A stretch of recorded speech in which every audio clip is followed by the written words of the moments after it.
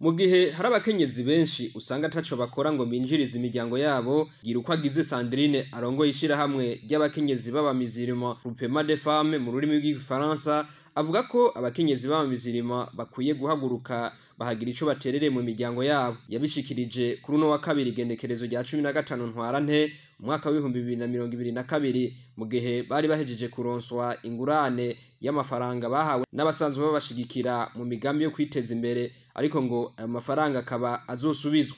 Intumbero nyamukuru y'ishirahamwe nuko umukenyezi wese yohaguruka akagira ico aterereye mu rugo no mu gihugu.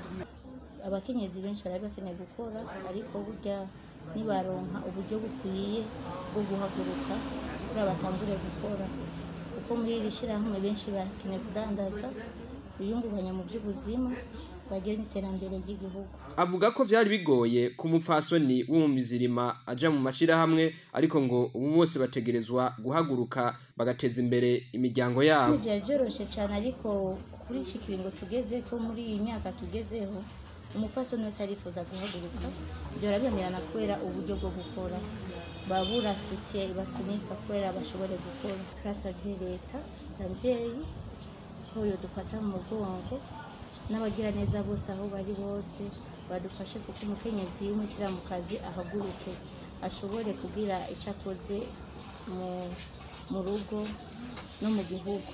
Nsabimana Suruma ni umwe mu bakenyezi bagize iryo shirahamwe, arashima ingurane baronkejwe, akavuga ko bagiye gukora cane. Uburyo turakora twaronka ivyo dufungura n'amahera twikoza mu tugwaje nk'abana, biradufasha cyane ku buryo ivyo bintu ntabiziga. Je kuri je bishasha, ariko ndanezerewe cyane. Imana ibahezagiye kuri bongere imigisha, kuko muradufashe mu mugongo. Urongoye iryo shirahamwe atera kamo abandi bakenyezi kwijukira kuja mu mashirahamwe yo gufashanya kugira ngo nabo biteze imbere, bateze imbere n'imiryango yabo.